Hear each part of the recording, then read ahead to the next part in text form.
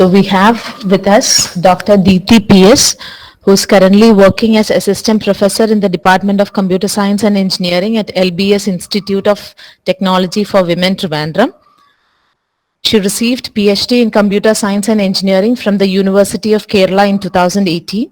She is a recipient of the Speed IT Research Fellowship by the Kerala State IT Mission, Government of Kerala.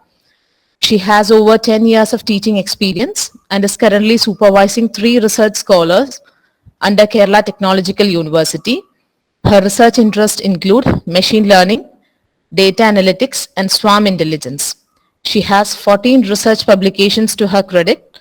Deepthi has served the technical program committee of several international conferences and as a reviewer of many reputed journals including Science International Journal of Big Data Intelligence, International Journal of Advanced Intelligence Paradigms, and the Bentham Science Recent Patents on Computer Science. She is an active member of professional bodies of ACM and CSI. Welcome, ma'am. We are very happy to have you here. Over to you, ma'am. Thank you so much. So, shall I present the screen now? Okay, ma'am. I'm audible, right? Yes, ma'am. Okay. So, what I plan to do is just to give an introductory concepts to the machine learning, just a few algorithms and the fundamentals that are required in the forenoon session, and in the afternoon session we'll move on to the hands-on with some algorithms and some data sets. So this was Alan Turing's vision in 1947. What we want is a machine that can learn from experience, and this is what we are seeing as reality today. We have machine learning everywhere in all realms of life, and we are moving on towards an era that we fear that machines will replace us and it can create atrocities. That's where the discussions are going on today. And this is the statistics of AI funding worldwide in billions in different machine learning applications, investments in machine learning platforms, smart robots, automated cars, and recommendation engines, NLP, and this FDP itself is organized on the NLP, the different developments going on in different languages. So almost all domains we have so much of funding going on in machine learning using AI and machine learning algorithms, speech recognition, gesture control. All these are gaining importance day by day. So why so much of importance has been given to machine learning is that we have so much of data arising day by day in from different areas, be it in e-commerce or in health industry. We have so much of data, and extracting something useful from this data has become a very important thing to make decisions for critical decision making and for easier life to humans. So it is not that easy to extract some useful patterns and help you gain a control over the decision making. So that's why this machine learning has emerged such a lot in nowadays. So the product recommendation, stock market prediction, then weather forecasting, disease detection, all these are just very basic applications of machine learning. And we are in an era that we have sophisticated robots, automated cars. Even Tata is going on in developing automated and self-driving cars. So such is the relevance of machine learning. And today I'll focus mainly on these two categories of machine learning, that is supervised learning and unsupervised learning. There are two more categories, important categories, that is reinforcement learning, which is used in game playing, and semi-supervised learning, which is a intermediary or a combination of semi-supervised and unsupervised. But I limit my discussion to these two categories, that is supervised learning and unsupervised learning.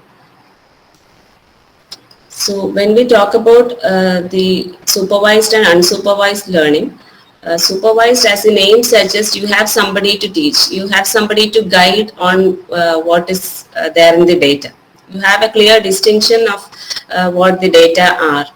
You know the boundary or the labels. So if such and such features are there for some particular objects, those objects belongs to one category, and if there are a different set of objects, that those objects belongs to another category. So you have a clear distinction that these belongs to one category and this belongs to another category. There is a supervisor in the role of a label, so that you can make the learning process easier. On the contrary, in unsupervised learning, we have just a set of objects. We don't know whether so and so features. You don't know what that object exactly is.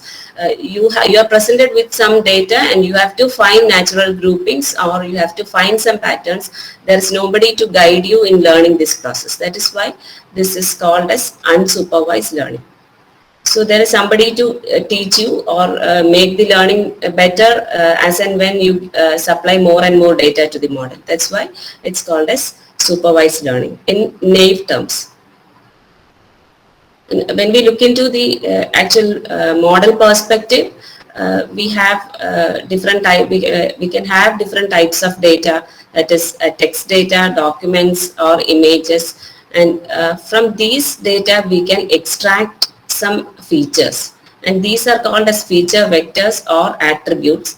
And for every data set you will have a label associated. So if so and so are the features, then that particular object belongs to this category. So the category of object is available with us, that is called the label. And we'll be supplying the feature vectors and the labels to a machine learning algorithm. This can be any algorithm. There are different algorithms. Some of them we'll see soon. And if you supply these feature vectors and labels to a machine learning algorithm, the machine learning algorithm will learn from the data as well as the labels. So this is called the training phase. And once this training is over, if you are giving a new document or a new image, the feature vector will be extracted and the label will be predicted. So this is the prediction phase. So we have both the feature vectors and the labels. Based on this, the machine will train itself or learn itself from so much of data, and it will understand what will be the label if a new object comes in. So that is the working of the supervised learning model. But in case of unsupervised learning model, as I have told already, there is no label associated. We are given just some data points. We don't know what these features are or what the labels of these objects are. And the algorithm, its aim is to find natural groupings from this set of data. So unsupervised learning algorithms make some calculations and they group the objects into meaningful groups. So and it is the expert's choice to label these points as different kinds of objects. So there is no label at all. We are just given some data, and our aim is to find some natural grouping or discover some useful pattern from the data. So that's why it is called as a descriptive data analysis. That is, on the other hand, supervised learning is predictive one. We are given some history of data. We know the labels of those data. Based on that data, we are able to predict any future data that is coming to us. So it's a predictive model, but unsupervised learning is a descriptive model. Your aim is to describe the data. You have to find some natural groupings from the data. So these are the major tasks in supervised and unsupervised learning. Classification and regression are the supervised learning tasks, and clustering and association rule mining are the unsupervised learning tasks. So this is an example for a classification task. We have to identify from the images what a particular object is. So these images are, we'll be supplying some images to the machine to learn from, and this set is called as training set. So these are the training images, and from the images some image features will be extracted, and we also have the training label. So the label apple, orange, all these labels are also supplied to the machine. So based on the image features and the labels, the machine learning model will make a learning and build a model.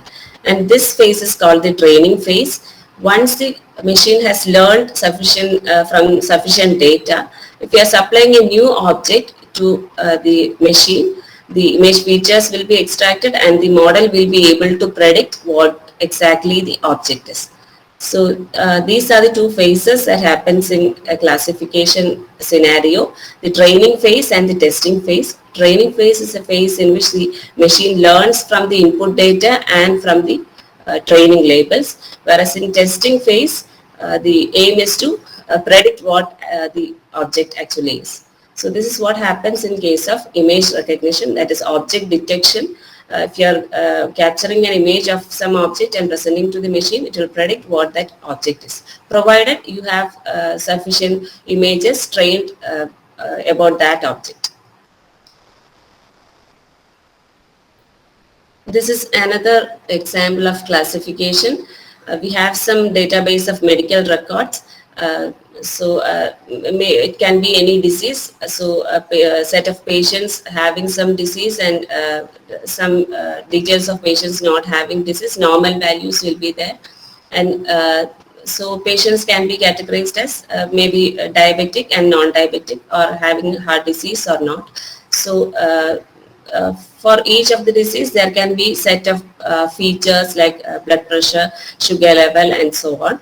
So based on the feature values of all these attributes and the category label that we give to each patient, a classifier will be built by using some machine learning algorithm.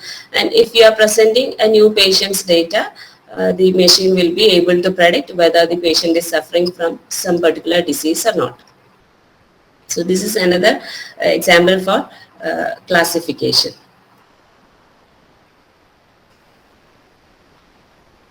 So basically in classification, we'll be predicting the label, that is category to which an object belongs to.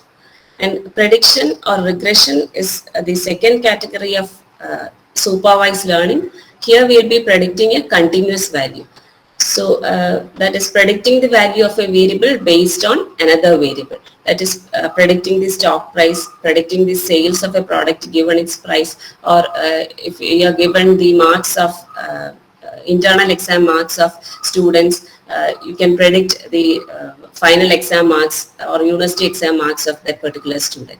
So all these are regression tasks, and our aim is to predict a continuous value, not just categorize the data. Given the value of some variable, what will be the value of the dependent variable? That is what we do in prediction task. So prediction, even though we use the term interchangeably with the classification, prediction most commonly refers to the regression task, that is predicting a continuous value. So when we compare the regression and classification task, what is the temperature going to be tomorrow? You are predicting a value, that is what exactly will be the temperature. That's the regression task. And the related classification task is finding a discrete label. What will be the type of climate tomorrow? Will it be hot or cold? So for the data that, for the classification task, we will have some set of values. Based on that, each day can be categorized as hot or cold. And we can make a prediction like, will it be hot or cold tomorrow? And the related regression task will give you a continuous value regarding temperature or any other factor, climatic factor. So these two are the the supervised learning task, that is classification and regression. Now moving on to the unsupervised learning task, the first task is clustering. So as I've told already, unsupervised, it is called as unsupervised because we don't have any class labels. We don't know what category a particular object belongs to. We have just a collection of data or a set of objects. Our aim is to partition the objects into groups. So each group can be should be similar to each other and dissimilar from other groups.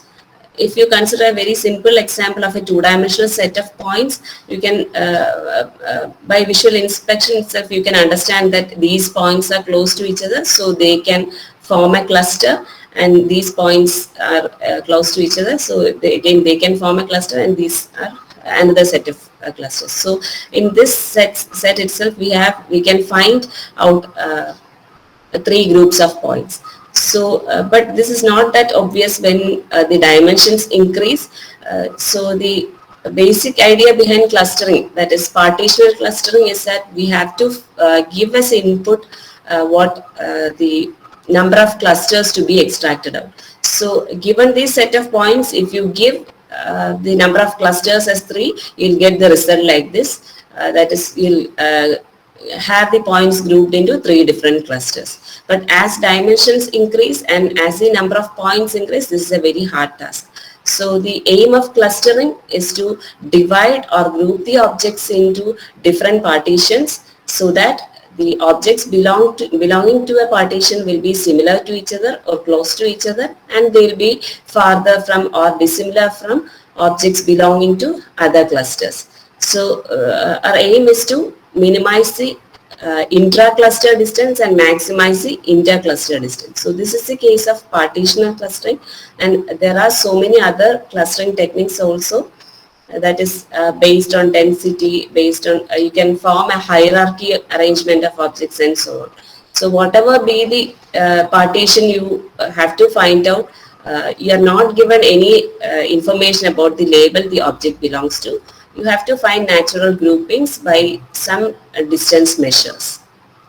We'll see one algorithm how the distance measures are used to group the points when we move ahead.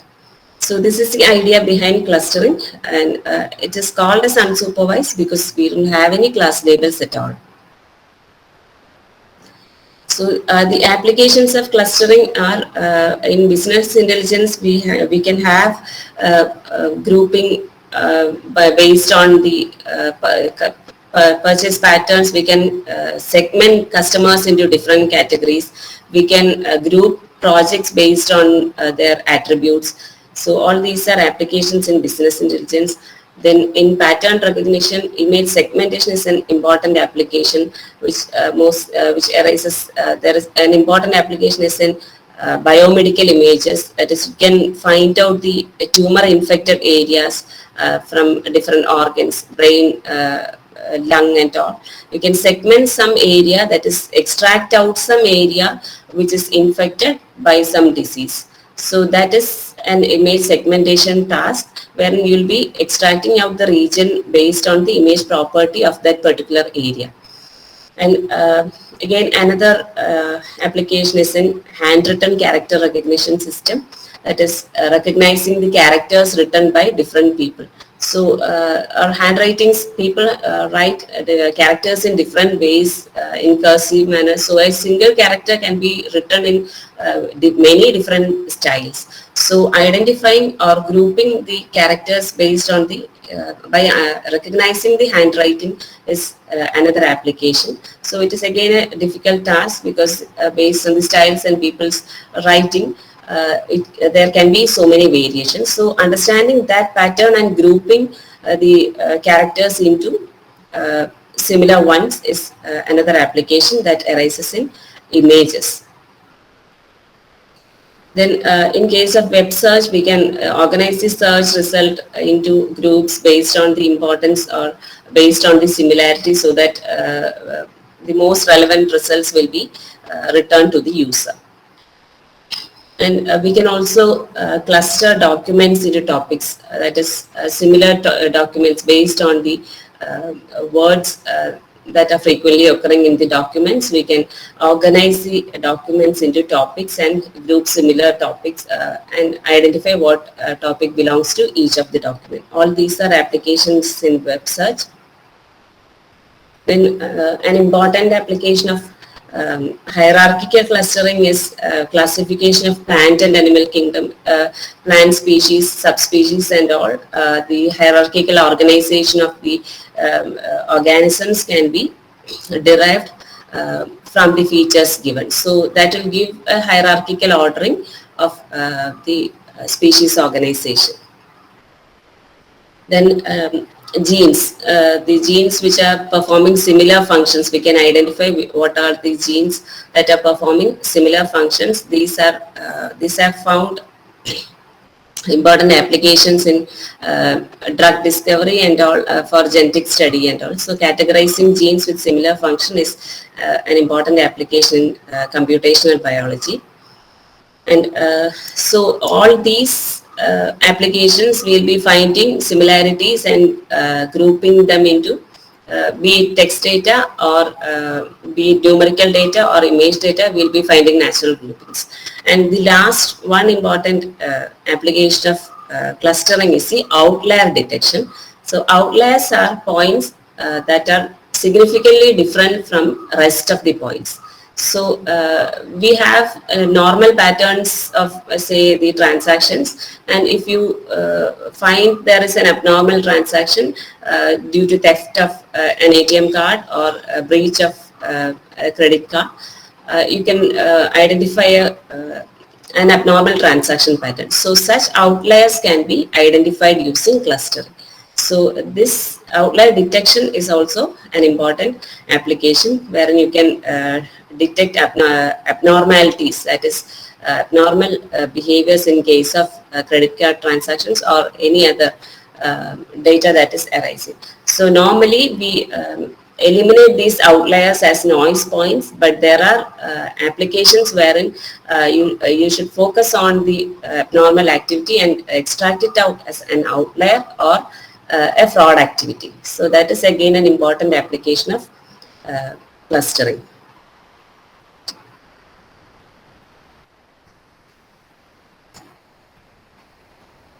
So the next unsupervised learning task is association rule mining. So this is an important application that arises in market basket analysis and e-commerce applications. That is, if you have the purchase patterns of customers, that is the items that are purchased by customers, we can find out which items are frequently purchased together by customers. So finding such associations is called association rule mining. So the main idea is to extract out some rules that indicate these associations. So if you consider this data, these are the shopping baskets of different customers.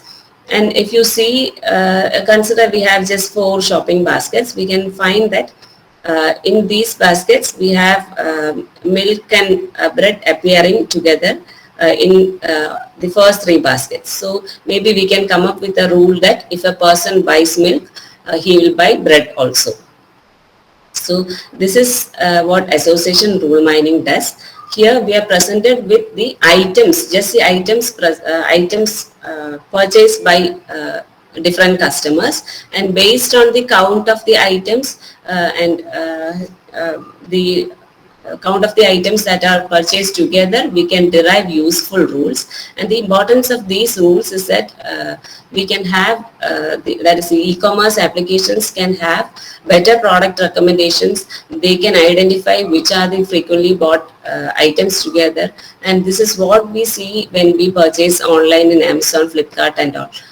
We'll see recommendations like this. If you these are the products purchased together. If you buy this product, you will get this product also at a discounted rate.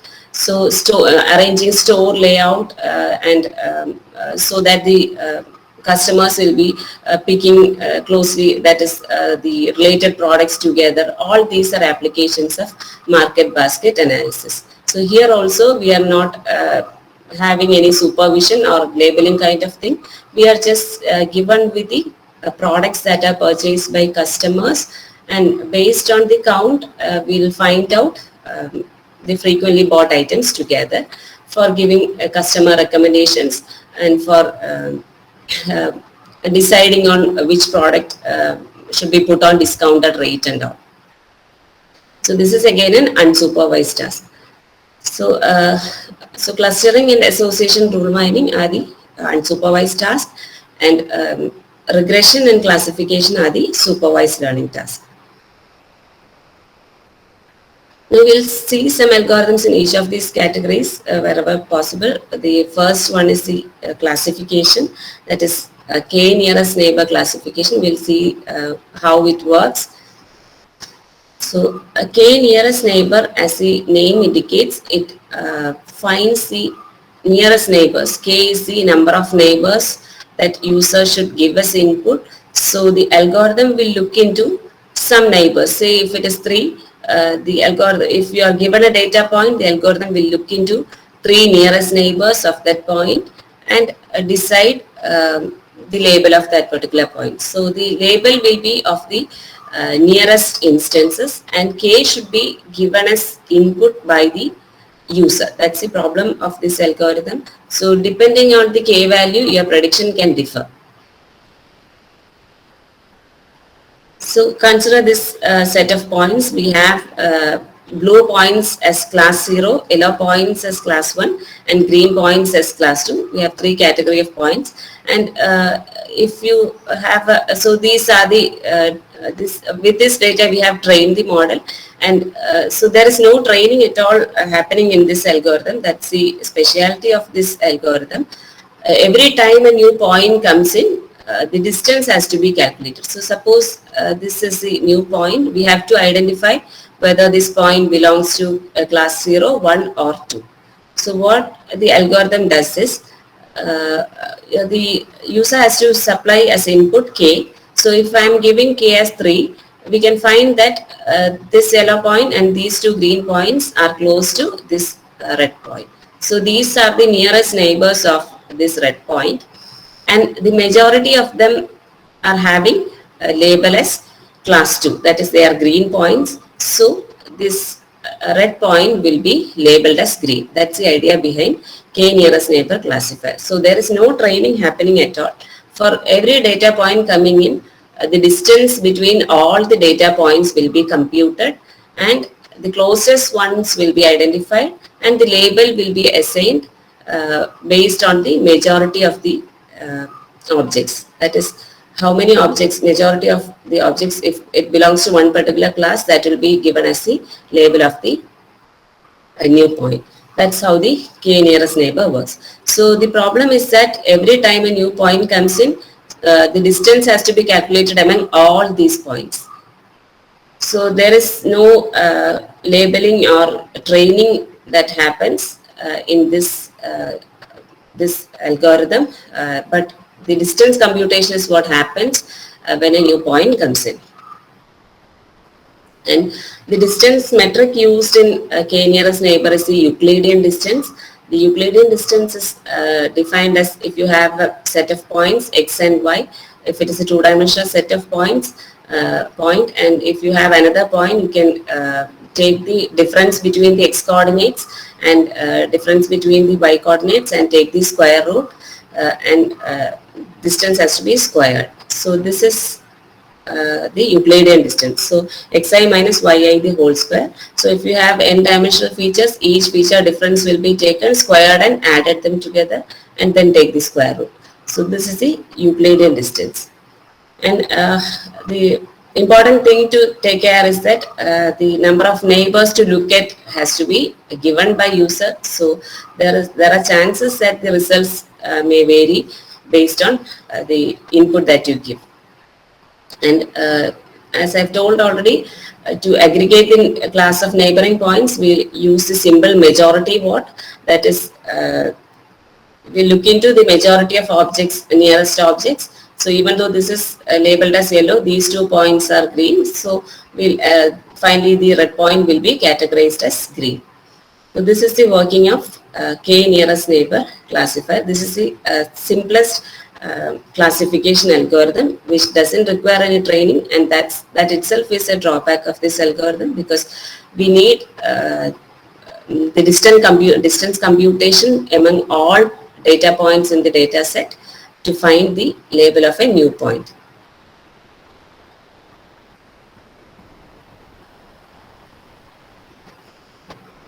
And now we'll see the working of the neural networks. So neural networks is inspired from the biological neuron, how our brain works. The neurons communicate with each other by signal passing. It is the neural network has been designed inspired from that behavior of our neurons.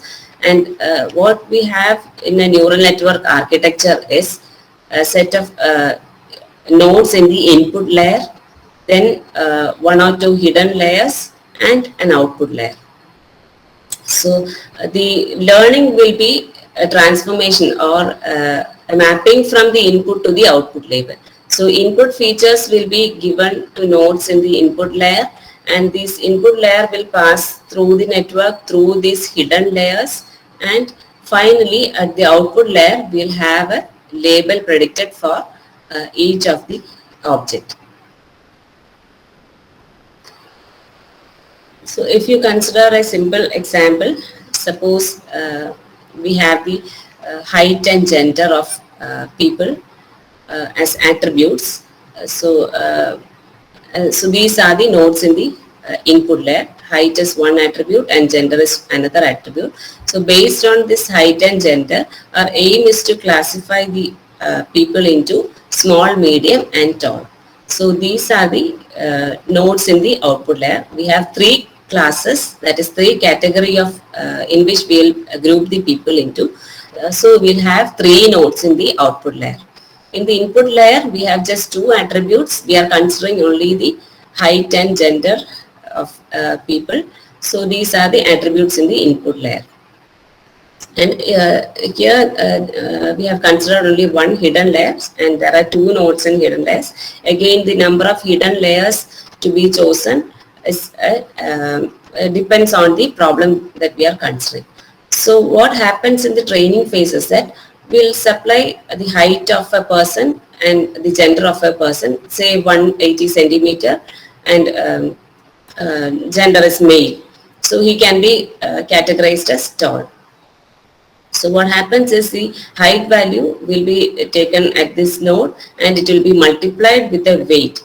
So we have connections between each node in the input layer to each node in the hidden layer and to the output layer. So all the nodes will be connected through edges, and these edges are weighted edges, and the weights are given randomly. Random initialization of weights are done. And once an input is given, a person's height and gender is given, the height will be multiplied with the weight over this edge, and it is given to this node. Again, this node also receives the gender, and the weight multiplied with the gender will be given at this node. So what this node makes is, it will take the weighted sum of these two attributes and apply some function, and it will pass the output to the next node. So this is what basically happens at each node. At each node, so this is these are the set of nodes at one particular layer. So this node will pass its data along with the weights. So there are weights associated with the edges. So Y1 and W1j will be multiplied. Similarly, Y2, W2j, etc. So all the input vectors, input data will be multiplied with the weights, and the weighted sum is taken. And apart from this weighted sum, there is a bias also. A bias is again initialized with a random value to adjust the weight values. So this weighted sum and the bias will be added together, and it will be a function will be applied. Finally, the function will be the value of the function will decide what the category of the object is. So for each object, that is for each person, this training takes place. So for one person's height and gender, the weight will be multiplied, the weighted sum will be taken, some function will be applied, and if the function value is above a threshold, it will be categorized as small. If it is in some other range, it will be categorized as medium, and if it is above that, it will be categorized, he will be categorized as tall. So the training takes place, and this weight multiplication, or the weight doesn't remain constant all the time. Initially we will have a set of weights. With that weights we will see whether the person is correctly being classified, because we already know the labels of data instances. So we'll compare how the prediction comes out. If at all person is categorized as misclassified as medium, we have to change the weight. So the learning process is the weight updation and bias updation process. So the weights get changed over and over during the entire training process. Once the training is over, the changed weights and bias will be fixed, and when a new person the details are given, the weights, the finalized weights will be multiplied and the bias will be added, and the person can be categorized as any of these categories. That is how the neural network works. So again the challenge here is that the number of hidden layers can vary. It can be either 1 or 2. Normally in simple neural networks, when we have, we'll decide it as 2 or 3. But the number of that is number of hidden layers to be chosen, the number of nodes in each hidden layer to be chosen, it all depends on the application, and it is again an optimization problem. We cannot constantly say that this is an optimal number of nodes that are required. So the number of nodes in the input layer is the number of attributes, and the number of nodes in the output layer is the number of classes. But the number of nodes in hidden layers can vary, and the number of layers can also vary. So based on different architectures, the prediction results can vary. So the fixing the network topology, the number of hidden layers and the number of nodes in each hidden layer, these are called as the network topology. So fixing the network topology is a challenging task. So based on that, the learning can vary and the accuracy of prediction can also vary. So activation function means it can be any mathematical function like ReLU function and all. I'm not going into details of that. So based on the activation function, the output will be triggered. So if it is just a 2-class problem, if the activation function has a particular value, we can fix a threshold. So above that threshold, the output will be fired. That is the object can be classified as positive class, otherwise it can be classified as negative class. And when it comes to more than one classes, the activation function value can be in different ranges, and based on the value we get at the output node, the learning happens, and the bias and weights get updated over the training phase. That is, each of the data will be presented to the neural network, and for each data this weight updation and bias updation takes place, and finally the network gets learned and it will be able to predict when a new object is given what class it belongs to. So this is how the neural network works. Now we'll see some classifier performance measures. So once we have made the training process, and we are trying to predict the label of a new object, we have to analyze whether we have done the prediction correctly or not. So that is how we measure the performance of a classifier, and this confusion matrix is what we use to measure the performance of a classifier. So this is the confusion matrix of a 2-class classifier. That is, if you have just 2 classes, that is positive classes and negative classes, we can have a matrix like this. So here this dimension denotes the actual class, that is actual class to which an object belongs to. And this is the predicted class, that is what our machine learning algorithm has predicted. So if the actual class of an object is positive and we have predicted it as positive itself, then it is called as true positive or TP. That is, we have actually predicted a positive class object as positive itself. That is called the true positive. And if the actual class is positive, but our prediction gave us a result that it is negative. Say, if you consider the case of any disease, if a patient is actually positive, maybe it is he's corona positive, but we have predicted the test result came as negative, then it is called the false negative. Because our prediction has turned into an error, and actually positive class is labeled as negative class. That is called the false negative, and this is the type 2 error. There are two types of errors that can happen in a classification report, and this is one error, the type 2 error, where we'll be predicting the positive class as a negative one. And if there is a negative class and we are predicting the prediction turned out as a positive, it is called as the false positive. So again, this is also an error because we have incorrectly predicted a negative sample as a positive sample, and this is a type 1 error or the false positive error.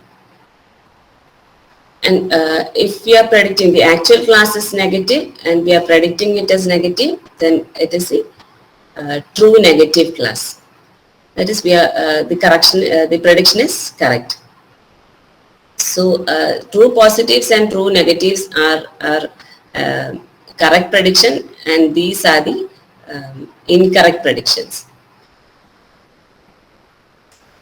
So representing these true positives and true negatives, false positives and true negatives in a matrix form is called the confusion matrix, and based on this matrix we have several classifier performance measures.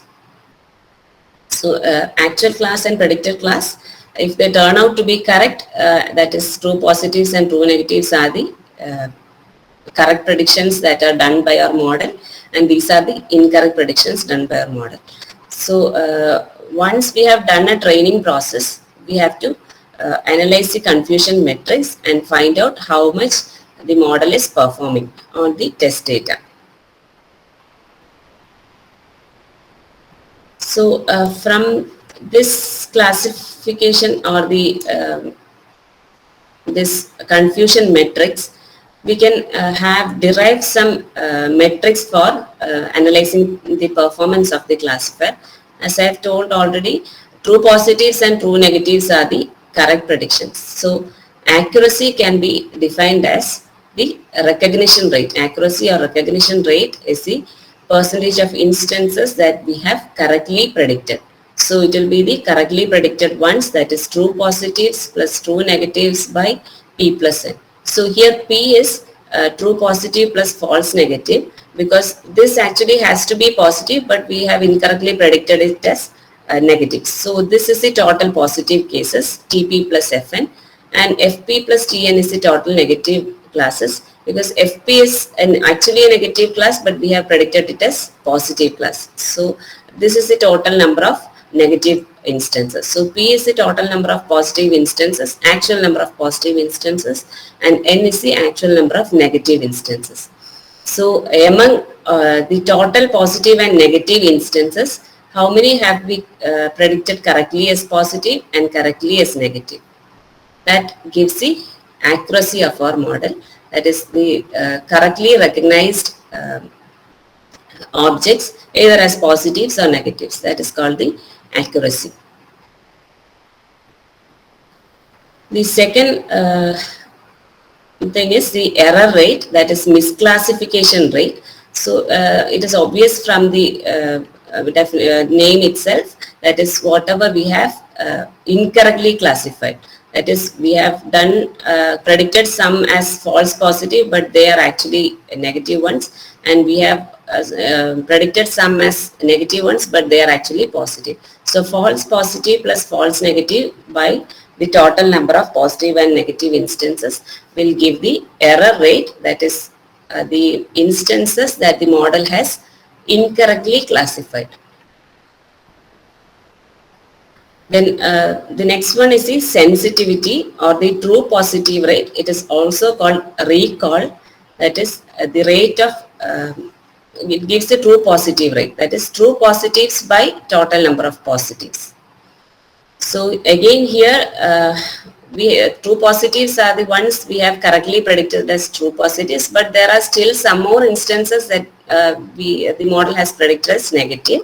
So what is the true positivity rate? That is what we call the sensitivity, which is true positives by the total number of positive samples in the testing set. Then similar to this, we have the true negative rate. It is also called as specificity. It is the true negative rate. That is the predictions that we have given as true negative by the total number of negative samples. So again, some negative samples we have incorrectly predicted as false positive. So we just need the count of the correctly predicted negative samples. That is true negatives by the total number of negative samples is the true negative rate or the specificity. Then next one is the precision. So precision gives the quality of the positive predictions. It is the rate of true positive by true positive plus a false positive. That is the total number of positive predictions. So true positives and false positive, these are the the total number of positive predictions that are done by our model. So that is in the denominator, that is the total number of positive predictions made, and among those, how many are actually positive, that is true positive, will give the precision of the model. So these are the important classifier measures that are used. There are some more measures also, F-score, and based on that we can have a graphical plot, area, ROC and all. But I'm just giving the important ones because all others can be derived from these ones. So these are the 5 important measures of evaluating the performance of a classifier. So once the training is over, if we are giving some set of objects, the objects will be categorized as either positive or negative. So based on the classification, we can create a matrix like this, and we can find out how much instances are correctly classified, how much are misclassified, what is the true positive rate, what is the true negative rate, and the precision of the model. So this gives the qualitative information of how well your model performs, how much good your model is performing. So this is these are the qualitative measures used for analyzing the performance of a classifier.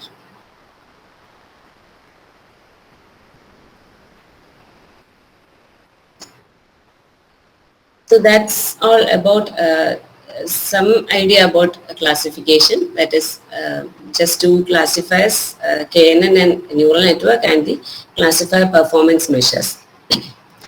Now moving on to the second category of supervised learning is the regression task. So regression again will have some set of independent variables, and there will be one dependent variable. So based on the independent variables, we can predict the value of the dependent variable. That is what prediction task does. So it will give a continuous value of some attribute given the value of another attribute. And this is the most simplest form of regression, that is the simple linear regression. Here we will have only one independent variable, and there is one dependent variable. So the relationship between a dependent variable and independent variable can be modeled in a 2-dimensional plane, and we can have a line that fits the points. So suppose we have the number of years of experience of people over X and the salary of Y over Y. So our aim is to predict, given some years of salary, what will his salary be. Okay, so that's a regression task. So number of years of experience is the independent variable, and based on the number of years of experience, the salary can increase. So you can find a linear pattern between these two variables. So this is a dependent, the salary can be considered as a dependent variable, and it depends on the number of years of experience. So simple linear regression is nothing but solving the equation of the line, that is y equal to mx plus b. So we have to find x is the independent variable. So we have to find the value of y based on the value of x. So for finding the value of x, we have to find the coefficient m and the intercept b, y-intercept m and the coefficient b. So m and b we have to find out from the data in hand, and once we have some line, we say it is 2x plus 3, we can easily find the value of y by substituting in the equation. So just solving the equation of the line is what happens in the simple linear regression. It is called a simple because there is just one independent variable. If there are more independent variables, that the line equation can be extended, mx1 plus mx2 plus b and so on. So this requires just finding out the coefficients based on covariance and all. We can solve the line, and given some years of experience, which is the x value, we can say what will that person's salary be. So finding such prediction or predicting a continuous value is what happens in the regression task. And this is the evaluation metric for regression, that is root mean square error. So root mean square error is the we have to take the predicted value minus actual value, the whole square by n. So here suppose for 10 years of experience we have predicted the salary of say 1 lakh, but the actual salary is 1,20,000. So the difference is the error. So across all attributes or the all predicted values, we have to take the difference from the predicted one and actual one, take the square difference and divide by the total number of attributes. That is what the root mean square error means. So in case of just a simple linear regression where we have a dependent variable, one independent variable, that is the years of experience, we have predicted the value of salary given a year of experience. The difference will be the actual salary minus the predicted salary. Just one variable difference will be there, and as and when the number of attribute increases, we have to take the difference of the predicted values, take the square and add them up and divide by the number of attributes. That is what the RMSE gives. So this is a evaluation metric for regression. So the actual predicted value and the actual value and predicted value should be close to each other. So the aim should be to minimize the RMSE. So if the RMSE is 0, it means that we have given, the model has given the correct prediction, that is the actual predicted value or actual value and the predicted value are the same. Otherwise, if there is slight difference, the RMSE value changes, and the RMSE should be kept to the minimum level as possible. That gives the performance of the regression model that you have found. That has been built by the with the training set. So this is the evaluation metric used for regression. So this is not just the case in case of regression. This is the simplest case of regression, that is you will have some dependent variables and independent variables. If you have a linear relationship, you can use this model, but it is not always the case that there is some linear regression. In that case, non-linear models have to be used.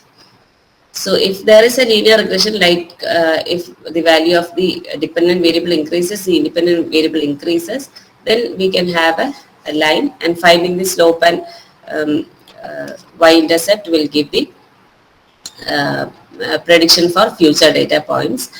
For the future objects, that is given an attribute, you can predict the value of the dependent variable. But linear dependency need not happen all the time. There can be non-linear dependencies also. In that case, we'll have to look for non-linear models. So I think I'll stop for a short break. If you have any queries until now, I'll take that and we'll have a short break, I think. Namita Miss, can we have a break?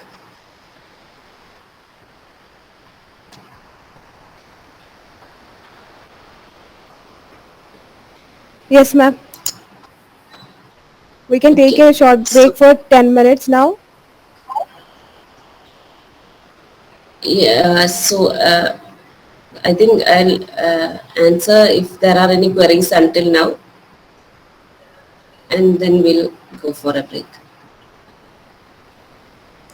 Okay, ma'am. Yes. Participants, if you have any doubt, please ask.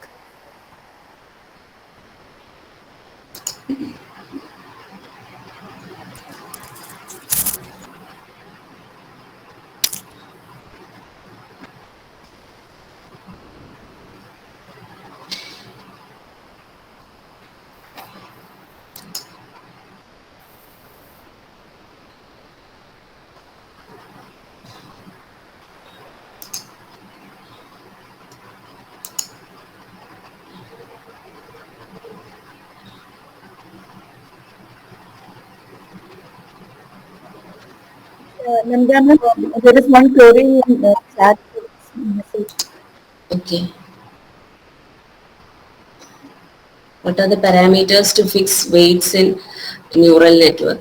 Actually, weights are randomly initialized initially, and there is no parameter to fix weight. The weight updation process happens in the network itself. That is, initially we have to give some initial weight. The user has to give some initial weights, and with that weights the learning process takes place, and there are different approaches, that is feed forward, feedback neural networks, network architectures. So based on the architecture specialty, the error will be computed and the weight updation process takes place. So for computing the weights, the change in weight has to be calculated, the change in error has to be calculated. So there are equations for that. So based on that, the weight keeps on changing until the weights are stabilized. That is until the number of epochs, that is the number of iterations is finished, until all the data is presented to the neural network model, the weights get stabilized.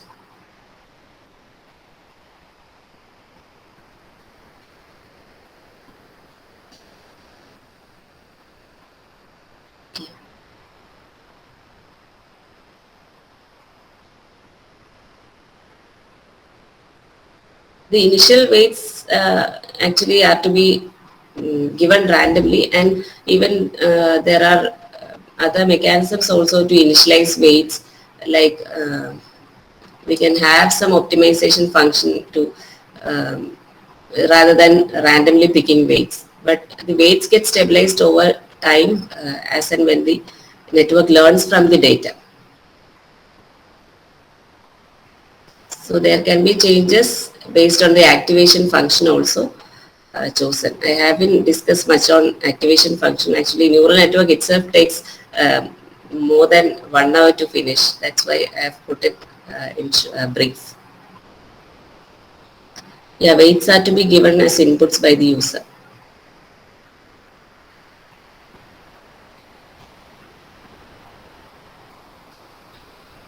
Weights and bias have to be given by the user, but they get changed over time, and the weights will be finalized in the learning process. So learning is the finalizing of the weights and bias is what learning means.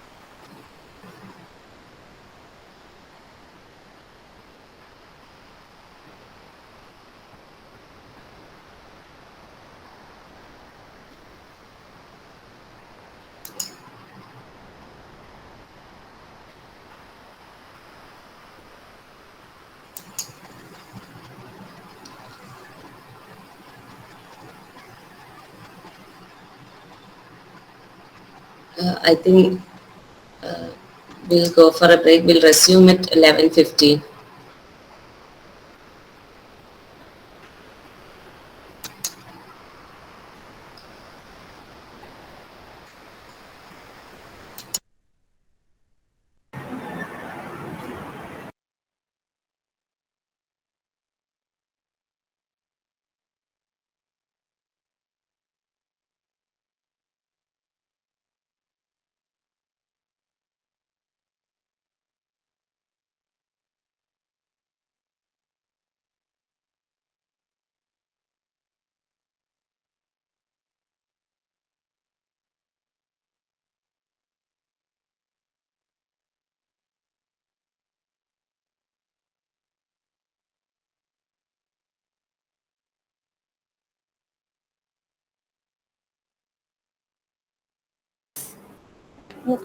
Now we can take a break for 10 minutes and the next session will start at 11:15.